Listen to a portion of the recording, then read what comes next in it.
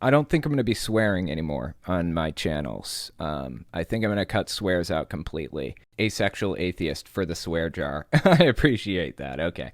Anytime I swear, I don't know. There's got to be some consequence. What consequence can I have for swearing? I'll have to think about that one.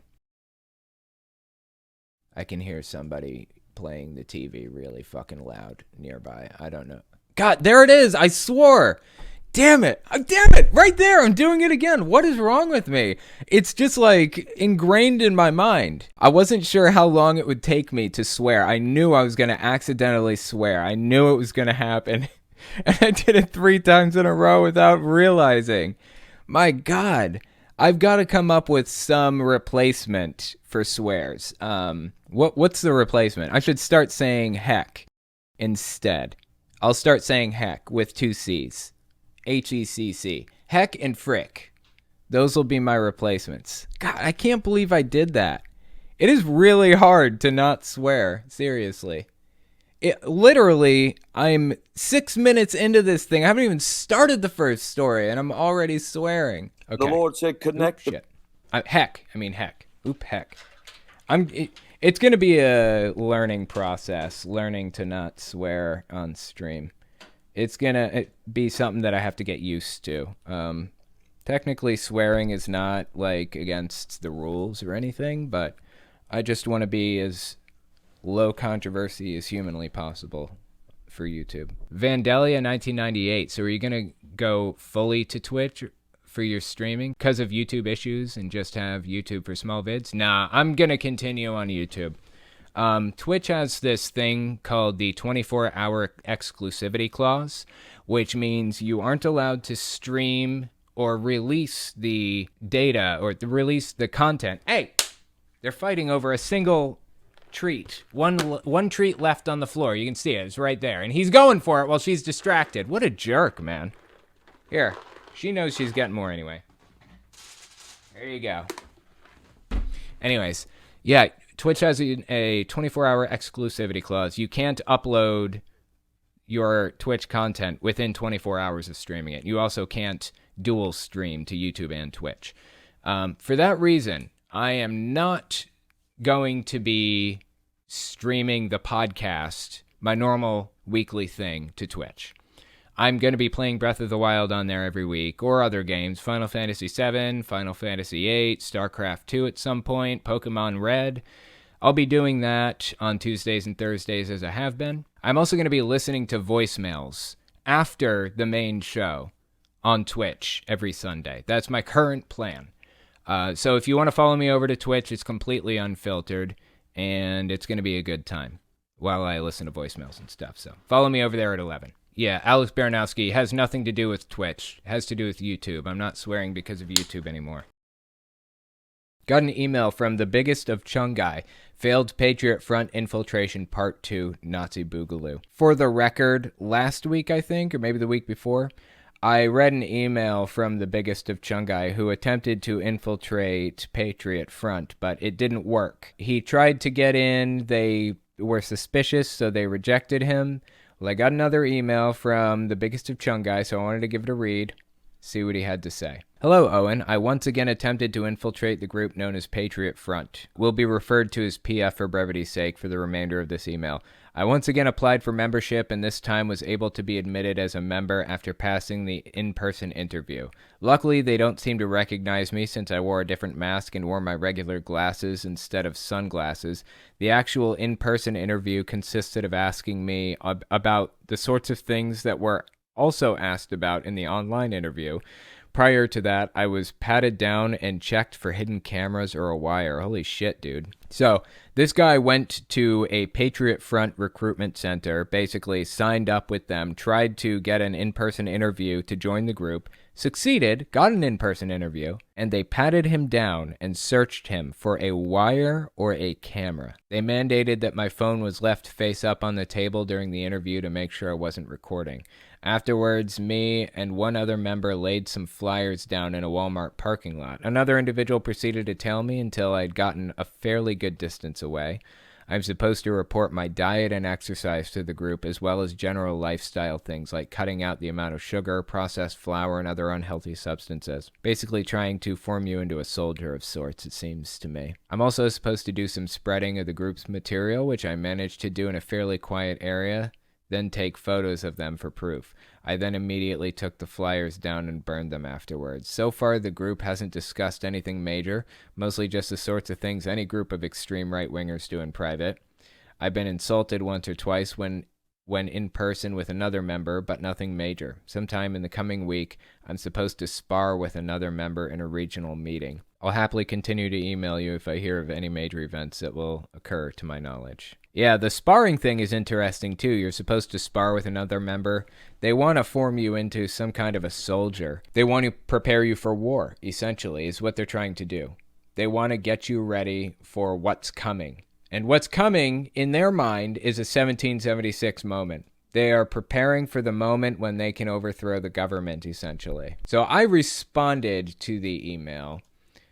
Keep me up to date. Do not put yourself in danger. Do not blow your cover under any circumstances, even if it means leaving the flyers up. This is real shit, and I'm sure you realize that. Might be safer to tell them you decided you aren't interested if you don't have the time or something. And don't forget, the human mind is susceptible to manipulation, even yours, even mine, everybody. Do not underestimate their ability to reframe and propagandize. There's a reason why people being held at gunpoint by bank robbers sometimes come out feeling sympathetic for them. Brainwashing is subtle. You don't even notice it happening. Keep your head clear and drop the plan at the first sign of trouble. I hope everything goes well. I don't want you to get yourself in a tough situation, especially not just for the sake of reporting on it. We can get our news in other ways, so I only want you to do this if you're willing to. It's incredibly concerning. Good luck with everything. This group is real. This is real shit. And it is incredibly disturbing, some of the things that they get into. So, keep me up to date. Hey, this is Owen. If you're comfortable, leave your first name and state at the sound of the tiny truck backing up. Hi, I'm Kyle, and I live in Florida. And watching your videos about cults, I've realized that some of the same tactics cults use to keep members in are the same way many parents nowadays raise their children. So do you think that families, to a certain extent, are like many of our mainstream religions, in the sense that they are cults that our society makes us feel like we have to be a part of? Thank you. Really interesting question. So if I'm reading it correctly, it sounded like the question was, is it possible for a family to be considered a cult? And the answer is yes, but not usually. There's something called the bite model. I'm sure you guys have probably heard of the bite model. I'm just putting it on record because it's relevant here, and there are some people out there who probably haven't. So the bite model is a model that we use to determine if something is a cult or not. It's an acronym that stands for behavior control, information control, thought control, and emotional control. It's the 4 ways in which cults control people, right? You've got behavior modification through a system of rewards and punishments. You've got black and white, us versus them thinking. Got emotional exploitation, financial exploitation, preventing people from consuming any information except for what you provide, that kind of thing. Those are the ways that cults traditionally control people. But there's another model that we use called the influence continuum. There's a difference between constructive influence and destructive influence, because the bite model can apply to family members, right? Like your parents have an obligation to try to raise you in such a way that you'll fit into society. And to some degree, that means behavior modification, controlling your hairstyle, at least for some time in your childhood, controlling the information that comes in, who you're allowed to hang out with, who your friends are, that kind of thing. If you followed the bite model, of every single family in the world would be considered a cult. But that's why we bring the influence continuum into it. You've got constructive or healthy influence and destructive or unhealthy influence. On the constructive side, you've got things like encouraging somebody to be their authentic self, unconditional love versus conditional love, basing your moral system on your conscience rather than on some book's doctrine, encouraging creativity and humor rather than solemnity, fear, and guilt, which is what you would get with a cult, and encouraging free will and critical thinking rather than dependency and obedience. If a family is encouraging a false identity, if they implement conditional love based on you following this set of ideas or principles or whatever else, if they encourage you to follow a doctrine rather than following your conscience as your moral guide, if they're encouraging solemnity, fear, and guilt, or dependence and obedience, you might be in a family that is acting in a very cult-like way. You can go down the rest of the list and see if it applies to your family or not, but those are the general ideas behind it. Hi, Owen. I was wondering if you would discuss or try to explain the Overton window the best that you can. It's a little bit of confusing theory, and as an atheist community, most of us really that aren't aware of it could really some understanding of it. And thanks a whole bunch for your program. Bye. The Overton window is an interesting political concept. They talk about it in a lot of political science classes. It's basically the window of acceptable public discourse in society at that moment. For example, right now, communism is not in the Overton window of the U.S. It is not something that the U.S. public discusses in any serious way. There are people on the left that talk about it. There are people on the right that talk about it, but nobody in power takes those people seriously.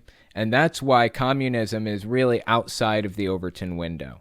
Whether it should be or not, it is. Let me present you with the real problem that we're dealing with now. The more people talk about an idea, the more likely it will be in the Overton window, right? So if we have a whole bunch of people talking about communism on Twitter or Facebook or YouTube or whatever, talking about its validity as a system, it's more likely that communism will be accepted as a subject that you can discuss in good faith and decide whether or not it has merits. The right has completely poisoned that discussion. They've been poisoning the discussion about whether or not communism has validity since the 80s, honestly, since Reagan, since the Cold War, the Red Scare, a lot of propaganda about communism and stuff. So I don't foresee communism being within the Overton window in the U.S. for a long time. Not for a long time, if ever. But like I said, the more people that talk about a subject, the more likely it will fall within the window of acceptable public discourse, which is why we see so many people moving over to like the QAnon belief system right now. We have people who call themselves digital soldiers, members of QAnon, believers, who are going around to every mention of QAnon anywhere and cramming it down people's throats that it's an acceptable belief system, you're a fool if you don't believe it, so on and so forth. Tens of thousands of people going around spreading it to as many people as they can. That's what they do all day with their free time. 20 hours a day online, spreading the QAnon belief system. And by doing so, they've moved the Overton window to the right. They've moved it toward QAnon belief systems. They've made it more acceptable to be more right-wing. The Overton window in the U.S. is such that our government is entirely right-wing. Entirely. Biden is not a left-wing person, really. He's a moderate at best, maybe even right-wing at worst. Worldwide, on a worldwide spectrum, Biden is pretty conservative, all things considered. Our Overton window is right-wing. Our government is right-wing. Everything that we live in right now in the U.S. is right-wing. And that is the result of the right having loud, obnoxious people. More loud, obnoxious people than the left does, basically. Hey, this is Colin. So I was in one of my college classes, and one of the classmates said that they are Jehovah's Witness, which really took me by surprise because I know that they heavily discourage going to college and getting an education. So I really wanted to hear your thoughts on this. Thanks. Yeah, I appreciate that. It's really interesting. I'll tell you what, you don't have to hear my words. I will give you Toni Morris's words, member of the governing body himself. Sometimes people will say, well, Jehovah's Witnesses are against education. Well, that's ridiculous. We're not against education. We are pro-education. It's just that we are selective with who does the educating. We promote divine education. We believe it to be superior because it leads to everlasting life. Oh, that's a clever little way of getting around it, isn't it? You're careful about who does the educating, i.e., you don't want colleges to educate Jehovah's Witnesses. You want elders to educate Jehovah's Witnesses. This is called propaganda right here. This is called reframing propaganda. Actually, that's the specific propaganda technique he's using right now. Reframing propaganda.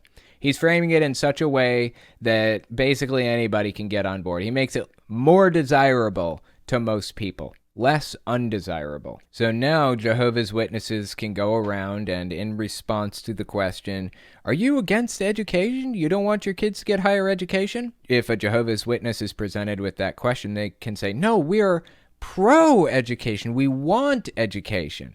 And leave it at that. That's another part of theocratic warfare, by the way. This idea of manipulating people to further the goals of the Watchtower Society. Kind of an underhanded way of doing things, if you ask me. So, with schools of higher education, in many of their curriculums, and if you know anything about it, maybe some of you have been, do they not have Philosophy 1 and Philosophy 2? It doesn't matter what you're going to major in. And they start you off there. You'd be going for another thing, but you have Philosophy 1, you have Philosophy 2. I don't even know those classes. I never had Philosophy 1 or 2. Of course, I only got a 2-year degree, but still, I don't remember those. I will continue on for the sake of argument. And then all of a sudden it gets in there, and the intellectual gripping of the mind, very hard to recover from. I've seen this so many times. Yeah, nobody would want the intellectual gripping of the mind. Who would want you to actually think things through, right? I've seen this so many times, and we could tell you so many horror stories, and the parents are all distraught. Why didn't you do more for my son? Why didn't you do more for my daughter? I would say, who dropped them off? The elders are heartbroken. They try. Know a lot of them personally. So you have to decide that. You want to take the risk? Your call. We're warning you. So there you go. There's the Jehovah's Witness position on higher education. You want to take the risk? Your call. We're warning you. It's a bad idea. Your kid's going to believe in evolution before you know it. Some people recognize that, higher education is a good thing, and they send their kid to college anyways, despite the quote-unquote warnings from the governing body. They'll do it anyways. But it's not very many.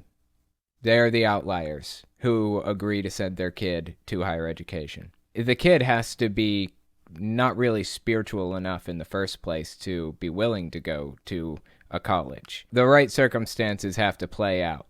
The whole family has to not be very strong Jehovah's Witnesses for that to work. In extremely rare cases, on occasion, you do find pretty good Jehovah's Witnesses who are okay with college, who mostly follow the way of life and the belief system pretty closely, but they're still okay with college. It's not common, but you do on occasion. I got an email with a screenshot from Lecky is Cool, referencing a message they found on one of my videos. So the message that Lecky is Cool left on one of my videos, like one of the comments on my videos, said, Republicans and far right and conservatives may overlap, but are different groups of people with intersectionality. My understanding is that the loud minority are far right. It's easy to homogenize these groups, especially when we have our own heads so deep into anti-cult news. You can be conservative, black, Christian, queer person. I agree. I'm going to address the message underneath in a second. I do want to point something out, though. According to the polls, as I mentioned earlier, there's an Overton window. The Overton window is moving further and further right as time goes on. More and more people are accepting the most extreme of the most extreme from the belief system of QAnon. Like, seriously, a lot of QAnoners have spread their messaging and their beliefs and their ideas to mainstream conservative politics. You can't really be a Republican in the Republican Party anymore without being a diehard Trump supporter. I understand not all of them are like Patriot Front type of people. I get that. But the Republican Party is gone. Where the ashes lay is now an extremist far-right fringe group. There are almost no moderate right-wing people left. It's almost entirely overtaken with the far right at this point. There's somebody underneath Lecky is cool. They posted a message that says, this is the Matt Taus, I guess. Message says, Joe Biden is Trump's puppet. Biden is a Freemason Jesuit servant of Satan, the Vatican, and the Antichrist. Biden is a very, very good actor of 48 plus years. And he's not mentally declining. He's merely acting his role. Trump placed Biden in the White House and tasked him with destroying the economy, starting civil war in the U.S., and beginning World War III, I think? So Trump can come back and seemingly save the world. Keyword seemingly. Trump is the Antichrist. That's a lot. That is a lot. I'm sorry, the Matt Taus. I simply disagree, good sir. I don't know where you're getting your information, but you should absolutely reevaluate it. That is very, very strange. Trump had the opportunity to fix problems when he was in office. And guess what? He didn't. Dude could have fixed the COVID situation we were dealing with, right? If he's like so powerful and pulls all these strings, why didn't he just fix that shit? Instead, you're telling me that Trump installed Biden as a puppet? Where's your head, bro? I don't know what's happening right now. Please, help me out. Give me a fig leaf here. I'm trying to figure this out. This is just complete nonsense. Really, where did you get your information? Anyway, thank you, Lecky is cool, for the message. I appreciate it. Once again, if you want to send me an email, it's telltalemailbag@gmail.com, 1-800-701-8573.